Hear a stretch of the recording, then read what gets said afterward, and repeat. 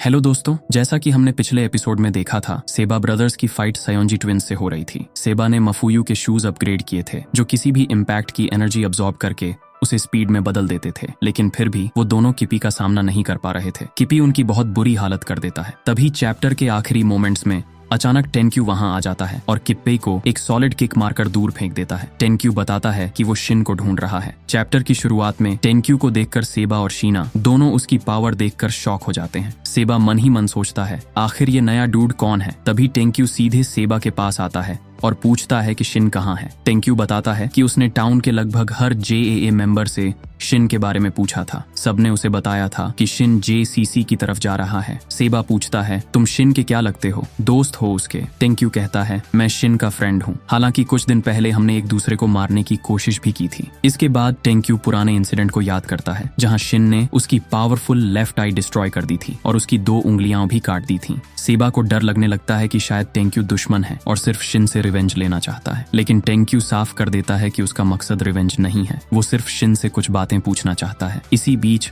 अचानक उन पर पीछे से हमला हो जाता है। किप्पे लाइटनिंग स्पीड से टेंक्यू पर अटैक करता है क्योंकि टेंक्यू ने पहले उस पर हमला किया था, लेकिन टेंक्यू अपने एरो से उसके अटैक को ब्लॉक कर देता है। किप्पे कहता है, तुमने आते ही अटैक कर दिया, इसका मतलब तुम भी उनकी साइड पर हो, सही कहा ना? लेकिन टेंक्यू उसकी बात इग्नोर कर देता है और फिर से सेबा की तरफ देखकर कॉन्फर्मेशन मांगता है, क्या तुम सच में शिन के दोस्त हो? सेबा हाँ कह देता है। तब टेंक्यू एक ऑफर देता है, अगर तुम मुझे शिन से मिलवा दोगे तो मैं किप्पे को मार दूंगा। सेबा कुछ देर सोचता है क्योंकि उसे टेंक्यू पर पूरा भरोसा नहीं था, लेकिन उसकी हालत ऐसी थी कि उसके पास कोई और ऑप्शन भी नहीं था। आखिरकार वो मान जाता है। इसके बाद टेंक्यू तुरंत अपना बो तैयार करता है और किप्पे पर एरो छोड़ता है। किप्पे उसे डॉज कर लेता है, लेकिन एरो की स्पीड देखकर वो समझ जाता है कि ये कोई नॉर्मल अटैक नहीं है। उसे शक होने लगता है कि एंट्रेंस पर जो मिस्टीरियस अटैक हुआ था वो भी शायद इसी ने किया था। टेंक्यू फिर लगातार अटैक्स शुरू कर देता है। एक एरो किप्पे के पीछे एक्सप्लोड होकर स्मोक पैदा कर देता है, लेकिन स्मोक हटने के बाद पता चलता है कि किप्पे बिना चोट के बच गया। किप्पे को तभी एहसास होता है कि अगर वो जरा भी केयरलेस हुआ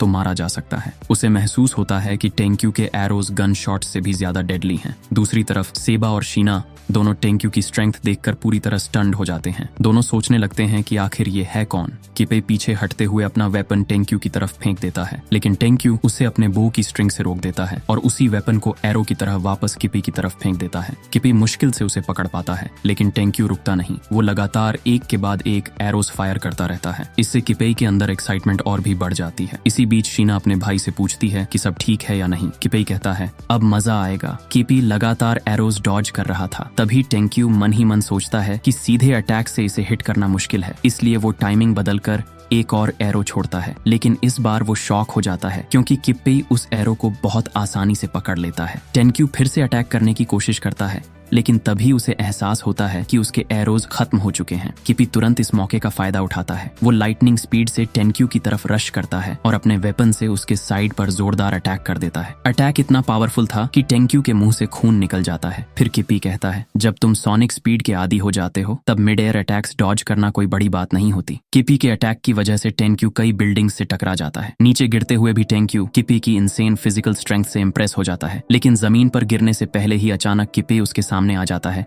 और उसे जोर से नीचे पटक देता है। इतना खतरनाक हिट खाने के बाद भी टेंक्यू सरवाइव कर जाता है, जिसे देखकर किप्पे उसकी ड्यूरेबिलिटी से इंप्रेस हो जाता है। किप्पे कहता है, तुम्हारा बॉडी काफी टफ है, बिल्कुल स्टील की तरह। इस टाइम टेंक्यू जमीन पर पड़ा हुआ था। तभी सेबा सोचता है कि शायद अभी भी उनके पास एक मौका है जिससे टेंक्यू एक और अटैक कर सकता है। किप्पे को समझ नहीं आता कि दोनों आखिर प्लान क्या कर रहे हैं। तभी अचानक सेबा उसकी तरफ दौड़ता हुआ आता है। किप्पे को यकीन नहीं होता कि इतनी खराब हालत होने के बाद भी वो अभी तक हार नहीं मान रहा। सेबा अपने दिमाग में कैलकुलेशंस करने लगता है। आज उसके बिहेवियर को एनालाइज करने के बाद ये 73% चांस है कि वो सामने से अटैक आने पर हॉरिजॉन्टल स्वीप करेगा, और बिल्कुल वही होता है। किप्पे वैसा ही अटैक करता है और सेबा आसानी से उसे डॉज कर लेता है। इसके तुरंत बाद सेबा एक बॉल फेंकता है जो लिक्विड नाइट्रोजन से भरी हुई थी, लेकिन किप्पे उसे कंप्लीटली इग्नोर कर देता है। किप्पे कहता है, तुमने मुझे डिसअपॉइंट कर दिया सेबा, तुमने अपना इकलौता मौका इतनी बेवकूफी भरी चीज पर बर्बाद कर दिया। लेकिन तभी किप्पे नोटिस करता है कि मफुयू का लेफ्ट शू गायब है, जबकि कुछ देर पहले तक वो उसे पहने हुए था। किप्पे मन में सोचता है, रुको, उसका लेफ्ट शू कब गायब हुआ? उसी टाइम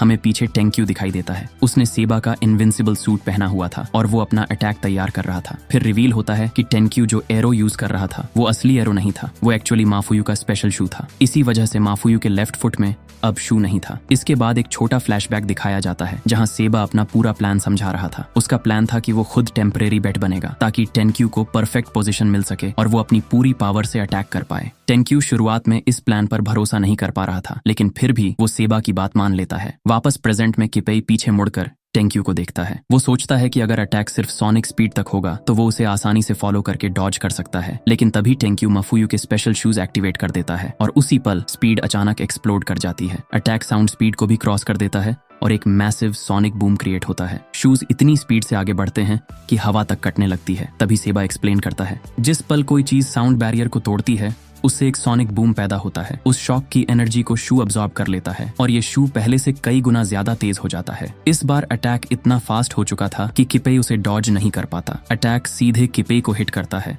और पहली बार वो घायल होकर जमीन पर गिर जाता है। इसी के साथ